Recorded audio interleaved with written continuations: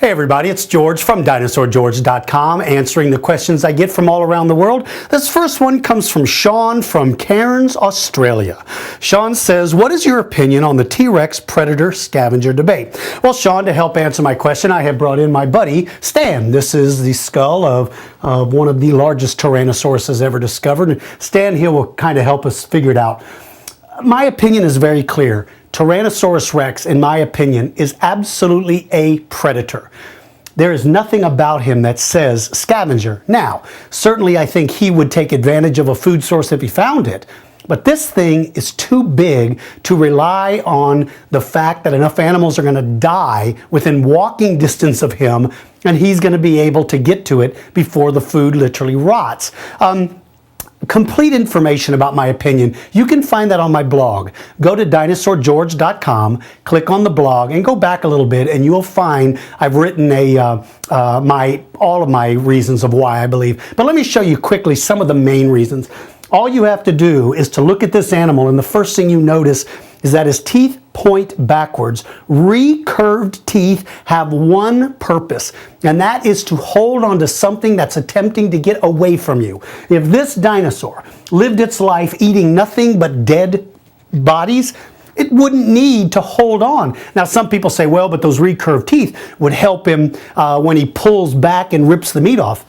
Well, look, recurved teeth aren't necessary for that. Look at a crocodile. This animal has teeth that are similar to every predatory animal on earth who has recurved teeth, and that is recurved teeth are solely designed to hold on to something that's attempting to get away from you. The other reason why I think this dinosaur is absolutely a predator are its eyes. Its eyes are located right up here. If you were to stand right in front of this dinosaur, one of the things that you notice is that its eyes are facing forward. Forward-facing eyes have one purpose, and that is to help this animal judge depth and distance so that when it's chasing something, it can catch it. So in my opinion, all you have to do is look at the skull of Tyrannosaurus to know that this animal is number one, a predator, and then a scavenger. Again, go to my website, read my blog, and I'll give you more details.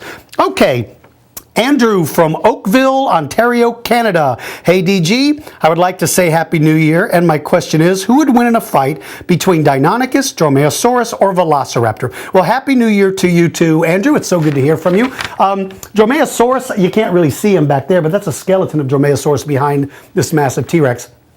Dromaeosaurus and Dromaeosaurus and Velociraptor are built pretty similarly, and so they're relatively small and lightweight.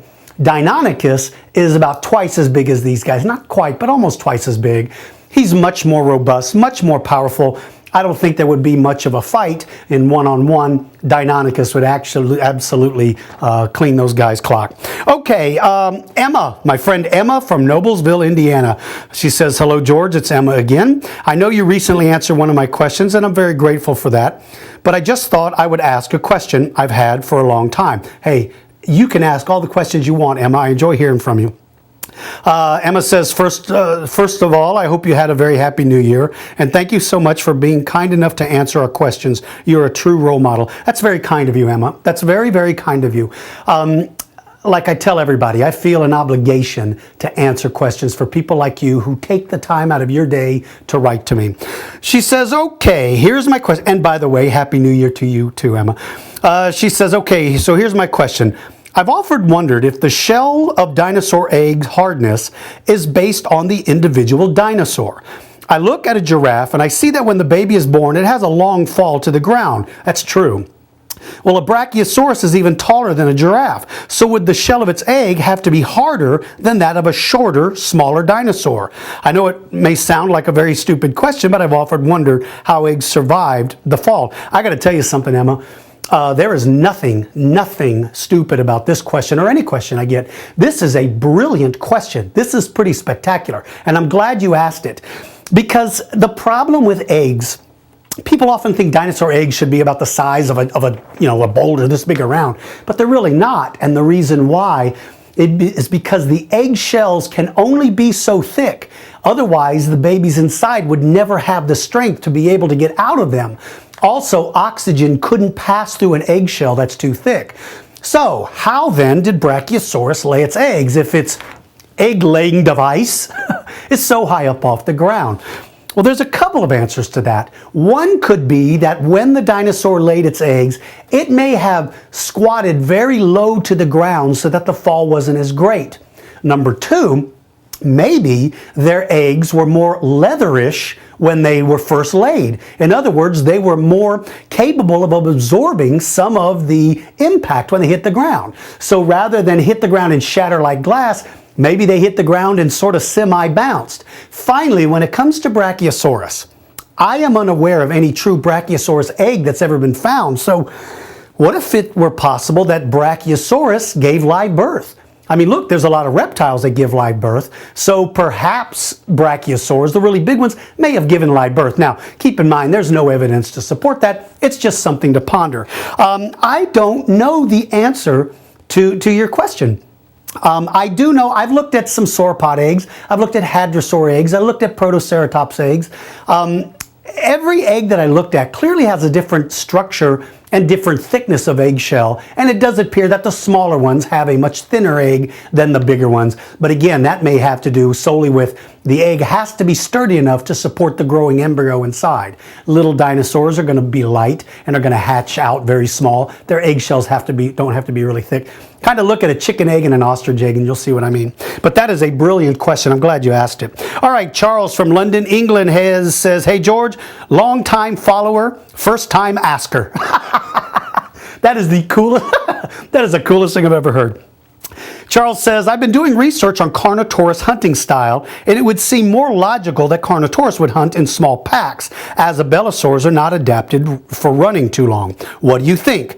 This is from one of your friends on Jurassic Park Legacy. Charles, it is so good to hear from you. I love Jurassic Park Legacy, and I promise I'm going to spend more time on it. That is a wickedly cool website. Good question, and I agree with you completely. I don't believe Carnotaurus was ever designed for long-distance running, so it probably relied on ambush, or it relied on pack hunting as a way to catch its prey. You know, one of the things about paleontology, Charles, and one of the things I like that you've done here, is that we need to really pay attention to the animals and look at their entire body design to help us formulate what their behaviors are like. Behavior does not necessarily fossilize, so we don't really know the behaviors of these animals. So things like hunting techniques, color, sound, those things we have to look around at modern animals to help us kind of guess how these animals behave. Well, hunting methods of Carnotaurus, a great thing to do, like you've done, is you look at it and you realize it's not really designed for running. Therefore, it is a perfectly legitimate idea to suggest that this animal hunted in packs. Brilliant science. I'm very impressed. Please say hello to all of my friends on Jurassic Park Legacy, which is quickly becoming one of my favorite websites. Finally, Arwin from Belfast, Belfast City, Northern Ireland. Hi DG, how are you? Happy New Year. Happy New Year to you, Arwin. Good to hear from you. Arwin says, who would clean his clock? Stegosaurus or Kentrosaurus? Glad you remembered that clean his clock thing. That's pretty good. And then Arwin ends with best paleontologist ever. Arwin, you are the best, and that's very polite of you. Stegosaurus and Kentrosaurus. Stegosaurus is a giant compared to Kentrosaurus.